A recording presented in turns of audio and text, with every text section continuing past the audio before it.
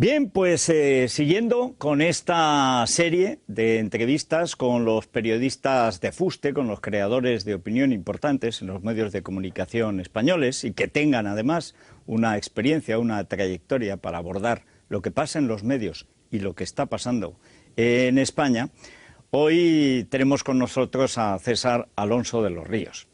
César, muy buenas noches. Buenas noches, Federico. Bueno, César... joven todavía, pero lleva unos cuantos años en esto del periodismo. Mi vida. Bueno, tú naces en Palencia. ¿Cómo recuerdas tu infancia? Pues era otro siglo, ¿eh? Vivíamos... No tiene que ver nada con esto. Era otra historia. Frío, quizá no tanto como en Teruel. Bueno, tampoco, mucho. Rasca, Sí, en Palencia parecido, rasca, sí, sí. Parecido. Y hasta en julio, ¿eh? Fiestas, frío. Sí, sí, sí, claro.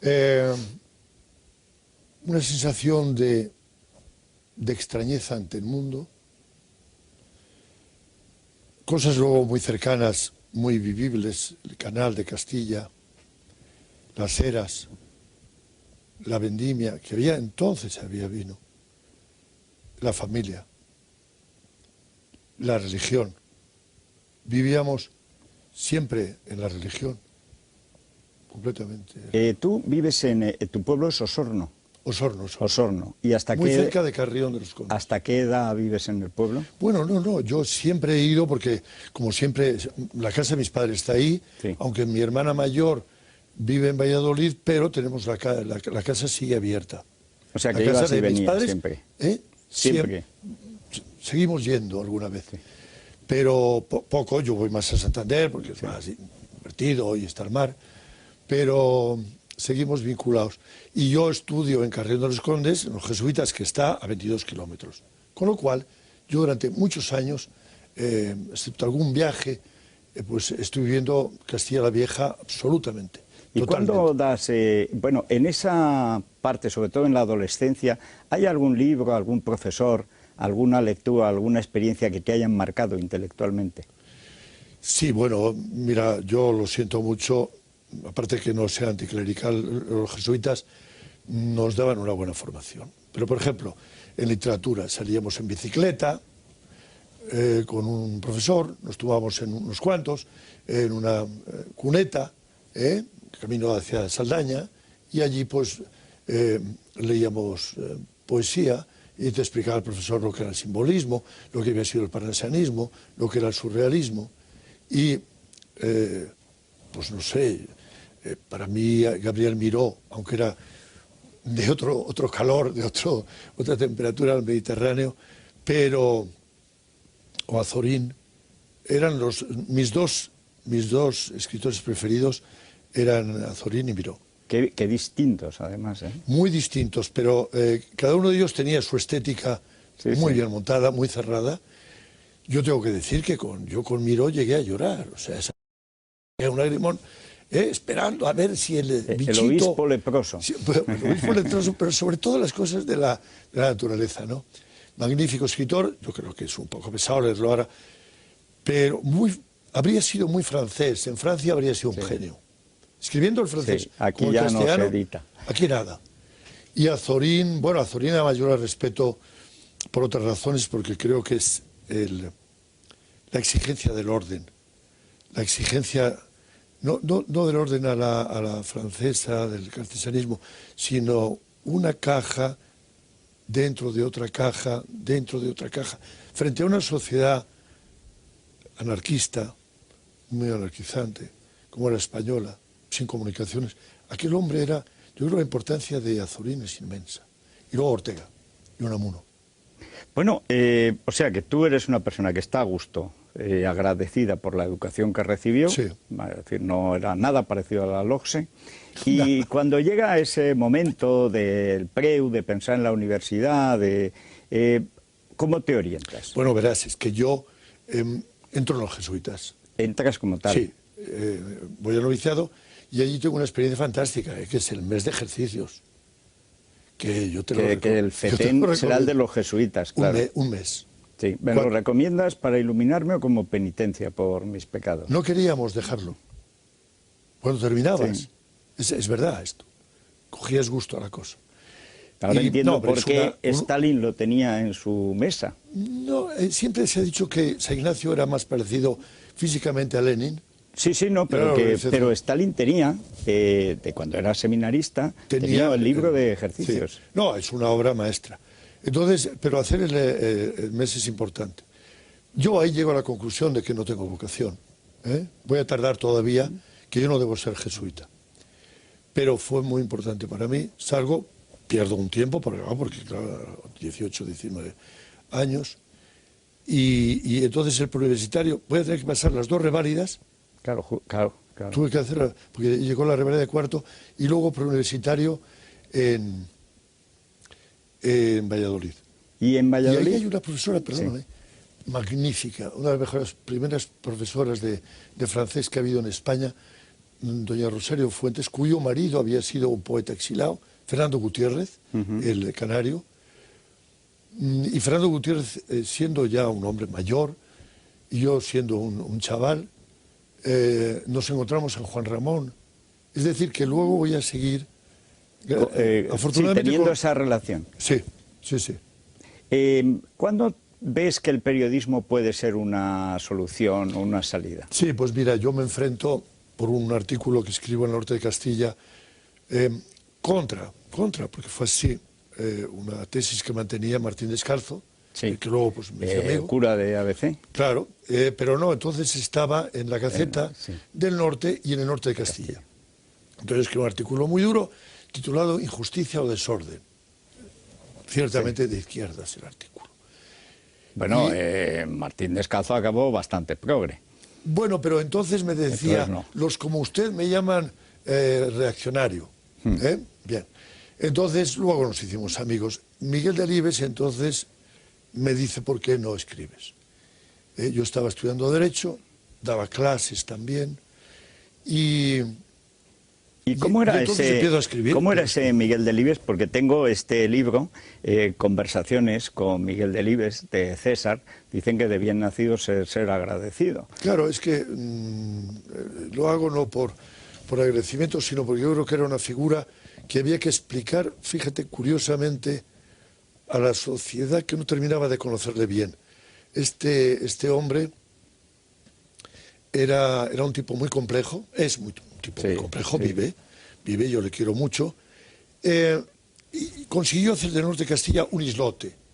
Allí estaba Jiménez Lozano. No, es que se escribía muy bien, es que la gente allí escribía muy bien. Es que empezó Umbral también. Claro, allí, ¿no? Umbral, cuando yo llego, está escribiendo Umbral, aunque él se ha ido a una radio de movimiento en León. Está Pérez Pellón, el periodista, Manu Leguineche también llega en ese momento, es más joven, un poquito más joven, y Miguel se impone en hacer un periódico liberal en aquellos momentos, lo que podía ser un periódico. ¿Y en qué años liberal. Estás ahí en el norte? Pues mira, del 59 hasta que me vengo a Madrid. Desde Madrid sigo colaborando, alguna vez le mando alguna cosa, pero sobre todo 59, 60, 61, 62. ¿Y por qué te vienes a Madrid? Bueno, a mí en el 62, yo estoy en el Frente de Liberación Popular. Que era, lo digo para los jóvenes, era una escisión, podríamos decir, o una variante del Partido Comunista que estaba más a la izquierda, pero al mismo tiempo era más reformista, era una cosa peculiar. Sí, pero lo peculiar era que lo monta Julio Cerón, que es anticomunista. Sí. Y entonces es una mezcla de católicos, revolucionarios y gente que puede tener una idea cercana al comunismo, ¿no? Sí, era una socialismo. Cosa peculiar. Por ejemplo, Fernández de Castro. El libro aquel sobre la revolución. ¿Estuvo Narcís Serra también? Bueno, sí, en Cataluña estuvo Narcís Serra. El FOC, ¿no? Pascual Front Obré y Camperol. Catalá. El antes el FOC era el de había FOC, sido, sí. Entonces, Molas, Serra, Pascual Maragall, muchos. El FOC era importante. Bueno, En ese momento, tu militancia, por así decirlo, en el Felipe, como se llamaba, el FLP, Sí. está determinada por una voluntad más política de oposición al régimen o por una convicción más ideológica, más propiamente marxista, porque era una época en que la gente se leía Sí. lo que tenía que saber.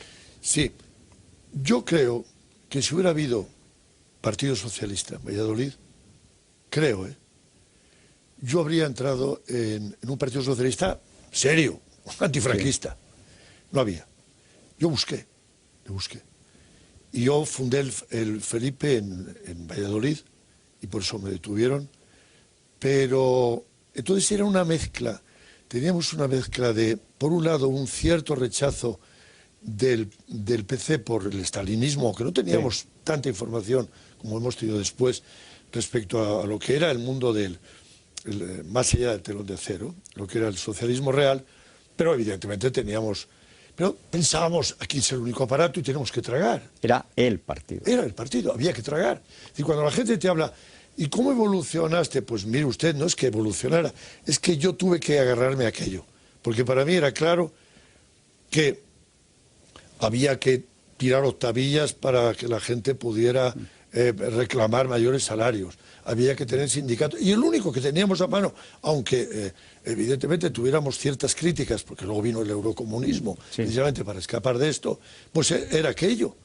Pero el Felipe no tenía implantación en la llamada entonces clase obrera, y decíamos todos universitarios muy majos, pero no vamos a poder hacer nada. No era la época en que todos los grupos de izquierda, extrema izquierda, tenían el obrero, porque era uno. Sí, que no estaba claro nunca si estaba trabajando en alguna fábrica o no. En Cataluña teníamos 2 o 3 obreros. Bueno, si eran 2 o 3, 1 o 2 serían policías, porque solía suceder. Era gente, por otro lado, muy familiarmente muy cualificada. Hubo un grupo de Recalde, por ejemplo, al que le pegó el tiro a ETA, ¿no? Era un creyente convencido, Julio Cerón también. Con Julio Cerón coincido en la cárcel de Valladolid. ¿Cuánto tiempo estás tú en la cárcel? 9 meses, casi 10 meses. Entonces estoy los 3 primeros meses en Valladolid, está Julio cumpliendo condena, ya me estaba esperando, decía, este chico caerá algún día. Y luego ya me vine a Madrid y estuve aquí el resto. En Madrid, ¿cómo te empiezas a ganar la vida? Bueno, como yo venía del periodismo, inmediatamente montamos una agencia entre unos amigos, empezamos, y enseguida voy a entrar en una revista que se llama Siglo XX, que tú recordarás de Barcelona, estaba Manolo Vázquez, Figueruelo, Guillermo Luis Díaz Plaja, muy hermosa, una revista muy hermosa, que cierra Fraga. Para variar. Sí. Fraga, antes de la ley de prensa, liquida unas cuantas publicaciones de la JOC, de la OAC y tal, y esta, que era una revista, pues, rojeras. Sí, y allí es donde conoces a Manolo Vázquez Montalbán. A Manolo le conozco antes. A Manolo le conozco porque yo era del Servicio Universitario de Trabajo, donde nos metíamos por allí. Que se hacía teatro y cosas así. Bueno, no, y los campos de trabajo en minas, etcétera. Y ya yo conozco a Manolo. Manolo y yo nos hacemos amigos. A él le van a meter en la cárcel ya siendo PSUC y yo siendo Felipe. Pero estamos más o menos al mismo tiempo. Él está con lo que tú has conocido bien, en Lérida, con Salvador Clotas. Ajá. Coincide con Clotas. ¿Ahí es donde das el paso a triunfo o hay alguna época intermedia? Verás, como Siglo XX era realmente una revista muy hermosa, en Triunfo se fijan en mí, evidentemente, están mirando la competencia y me llaman. Yo voy a Triunfo porque me llaman de Triunfo. Y yo voy a tardar tiempo, pero lo conseguiré, meter a Manolo allí. Tengo que decir que Manolo y yo estuvimos, como ves, pensando, digamos, tú lo sabes, la misma forma de pensar, pero luego yo me fui apartando de Manolo y Manolo de mí. Estando en la calle yo de director, y él del colaborador más importante por el tema nacional. Es decir, Bueno, es que Vázquez Montalbán ha sido el mejor propagandista de los nacionalismos que ha existido. claro, y ahí yo me enfrento con él, ahí hay una quiebra de nuestra amistad, aunque tengo que decirlo todo, igual que con otra gente, luego ya pues hemos roto y tal, con Manolo seguí queriéndole y él a mí.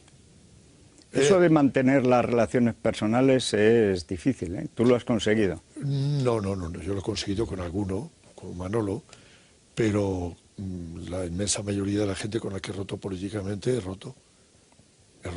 Sí, aparte de las rupturas eran totales en esa Sí, pero época, a veces ¿sí? fíjate que no se producía nada, simplemente dejabas de llamarte. Por ejemplo, a mí lo de la OTAN me costó un montón de amigos, porque mi mujer me decía, vamos con fulano esta noche, y tres parejas, y terminábamos, porque yo estaba defendiendo que había que entrar en la OTAN, y entonces, pues, y a partir de ahí perdías una amistad, que se dice.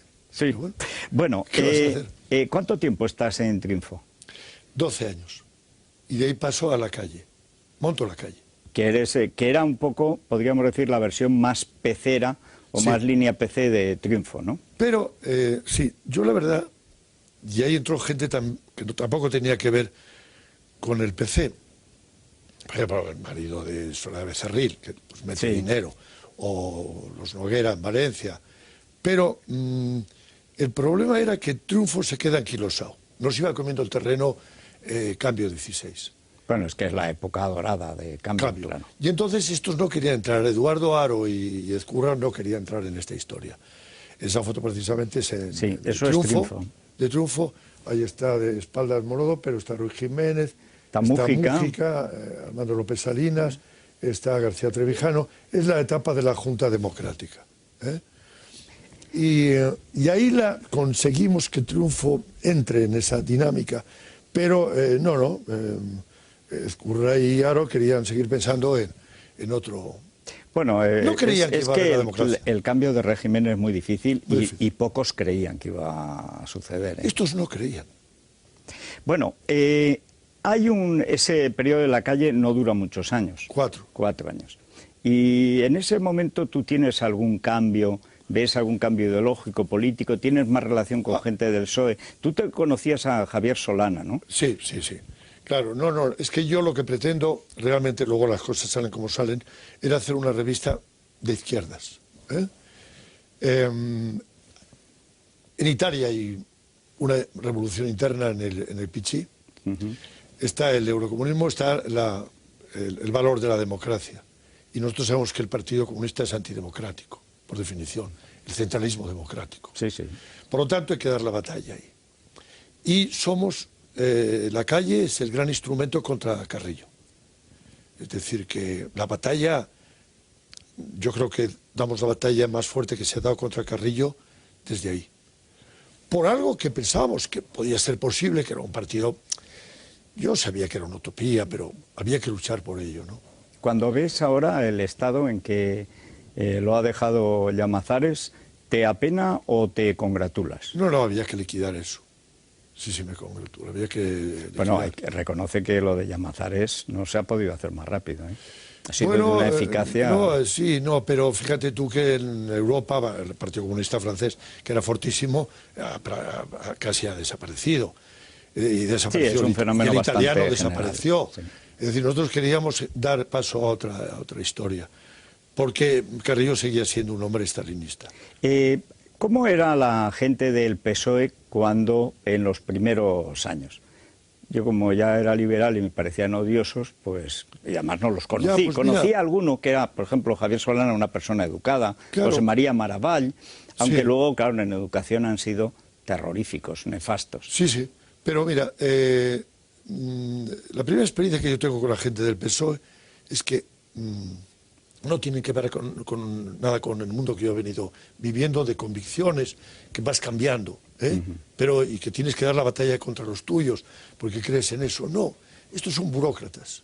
Me encuentro con un partido que está ahí, que estaba ahí, que eran pues, muchos de ellos antifranquistas, pero que van a estar en el poder. Lo que les importa es el poder. Y además ¿Por qué siempre fue colaboro así. yo con ellos realmente? Porque Javier, yo me llevo muy bien con Javier y Javier me dice, mira, hombre, vente que yo estoy en cultura. Aquello de que era el Ministerio de Cultura por un lado y por otro lado que yo me llevaba muy bien con él y efectivamente con José María Maraval, pues dijo, bueno, pues vamos a colaborar a ver qué pasa aquí. Pero Manolo Vázquez, en una ocasión que viene, una de las veces que viene a Madrid, escribe una columna en El País donde dice, parece mentira que César esté de asesor del Ministerio de Cultura, porque es el hombre más crítico contra el PSOE que he visto, ¿no?, en aquellos momentos. Es decir, yo inmediatamente, yo no puedo soportar el PSOE. Es decir, yo no podía soportar a Felipe González en la televisión, en los Estados de la Nación. Y Javier me daba ya por perdido. Ya falta César. Yo seguía en mi despacho porque no podía soportar el estilo este de vendedor de alpacas. Oye, hay ¿cuándo la cuestión nacional a ti te empieza a parecer el asunto básico de España? Hay un hecho que, bueno, que yo cito en un artículo, titulo Yo digo España. Es decir, cuando yo veo que nuestra Constitución es un desastre en este sentido, y veo que están confundiendo España con el reloj de que llevaban la extrema derecha. Nosotros que hemos estado enfrente de la extrema derecha, que hemos sido perseguidos por ellos. Y cuatro yo dije, gatos. no hombre, no, viva España. Pero bueno, ¿qué va a ser esto? ¿Pero cómo nos van a robar España? Y entonces yo ahí a propósito el año 79 estoy hablando. Por eso yo voy a seguirte siempre citándote tu libro de Lo que queda de España. De lo que queda de España. Entonces, pero nadie lo entendía esto. Entonces, cuando va a llegar el 92,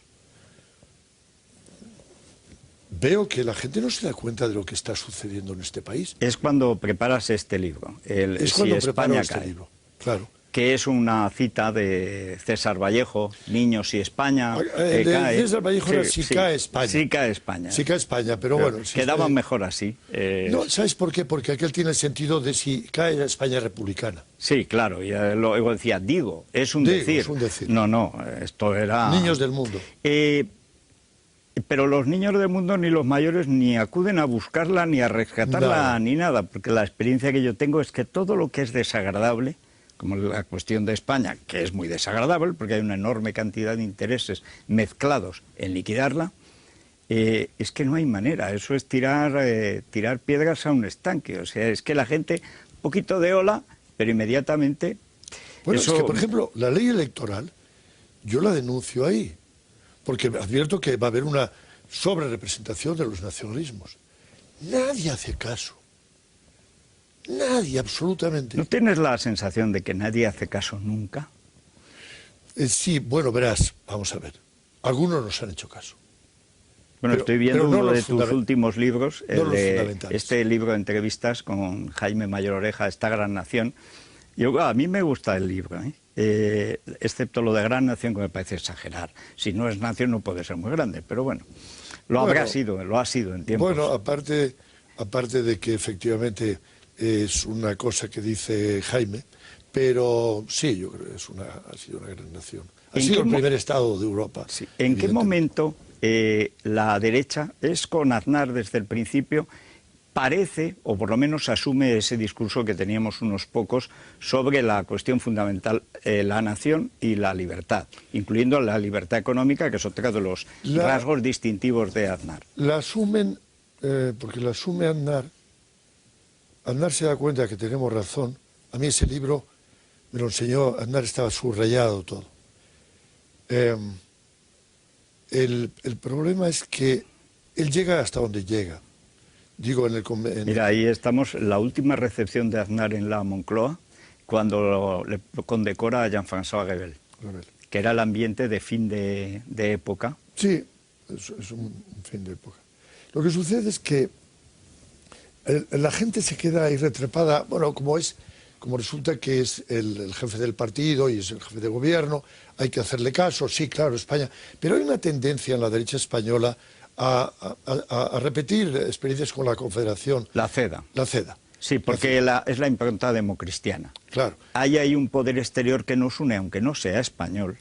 Claro. Y por lo tanto, cada tribu se organiza, luego al final, pues un par de veces al año se reúne. Pero fíjate que Jaime, habiendo podido tener esa tentación, no la... Bueno, porque es vasco. No es que ellos viven el problema sí. nacional a vida o muerte, claro. No, y hubo gente muy interesante, que duda cabe que Lucia, el valenciano, o Jiménez Fernández fueron gente muy importante. Sí, lo que pasa es que tampoco dejaron escuela, no hicieron partido. No, fueron, como dice nuestro amigo Fernando García de Cortázar, en el caso fueron heterodoxos. Fíjate que les persiguieron por los dos lados, sí, por el lado republicano y por el lado de Franco. Claro. Pero siempre ha quedado esa cosa en la derecha, hombre, pues las derechas autónomas, ¿no? Yo creo que en estos momentos vivimos el apogeo del cedismo, podríamos decir. Sí. ¿Qué es lo que ha sucedido en esta primera legislatura? Zapatero, por desgracia, no la última, ni mucho menos. ¿Qué ha pasado en la izquierda y qué ha pasado en la derecha? La derecha, bueno, todos los partidos son oportunistas respecto al poder, se dan cuenta que efectivamente el PSOE puede gobernar gracias a los nacionalismos y piensan que eso es algo que está ahí y que hay que aceptar.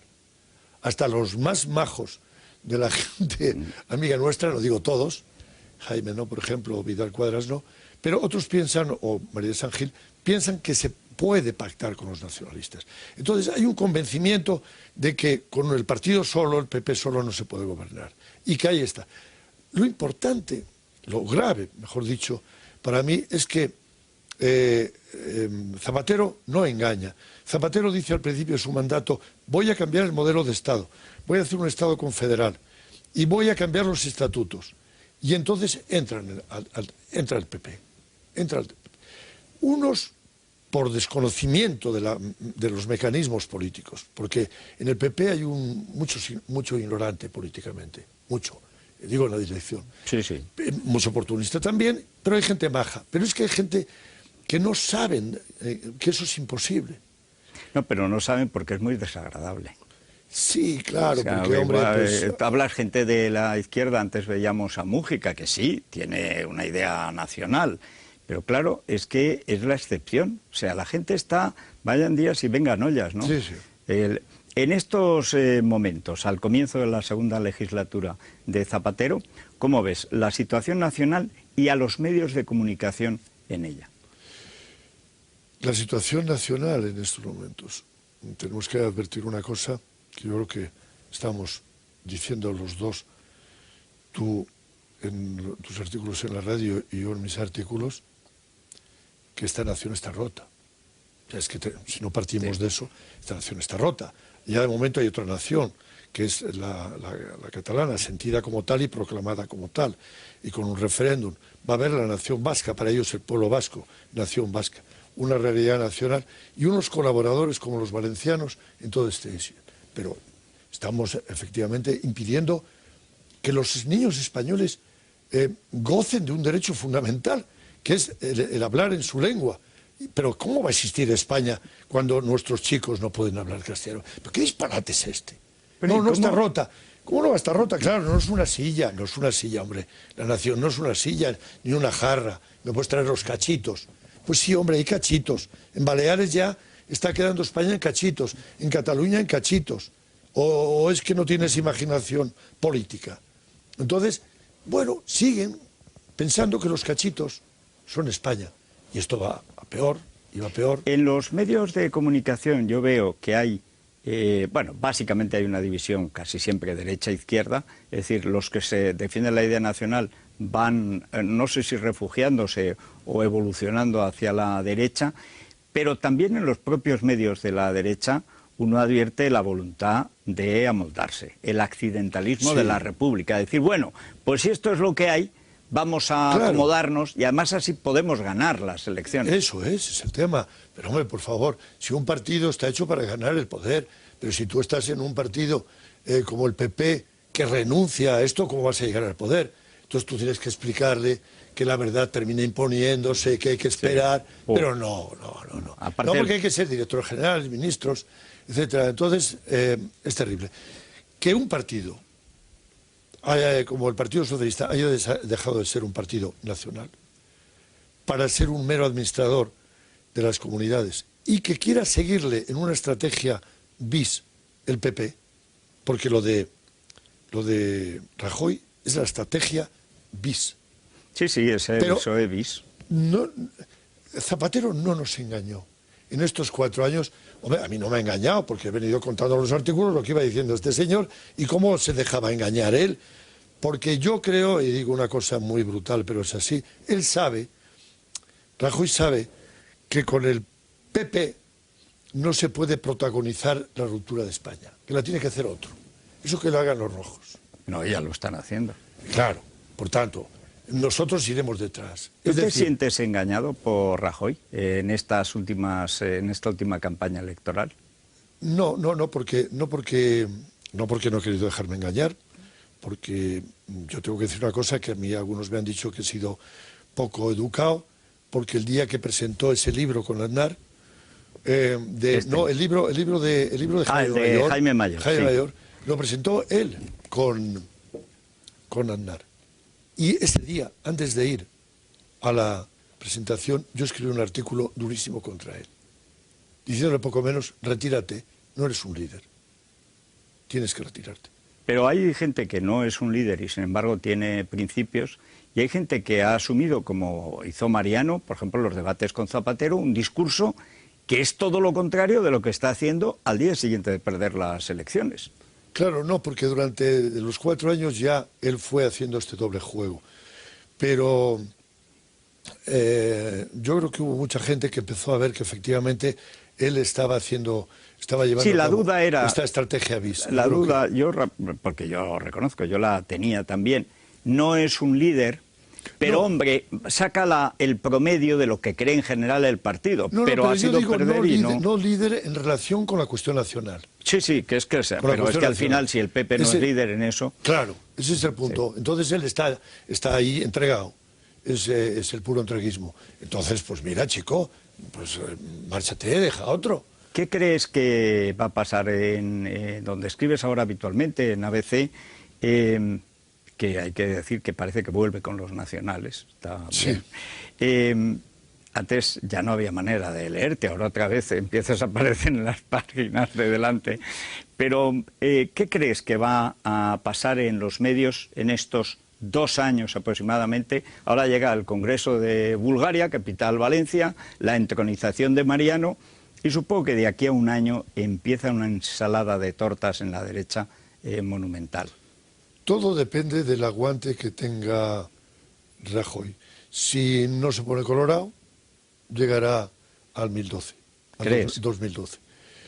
Si aguanta, hay que tener mucho aguante para... Sí, porque cuando vayas perdiendo elecciones... Claro, sí. Entonces va a ser muy tremendo. Pero digo, no hay mecanismos en un partido, no hay mecanismos para levantarse en contra de una dirección bien constituida. Entonces, más que, efectivamente, la vergüenza.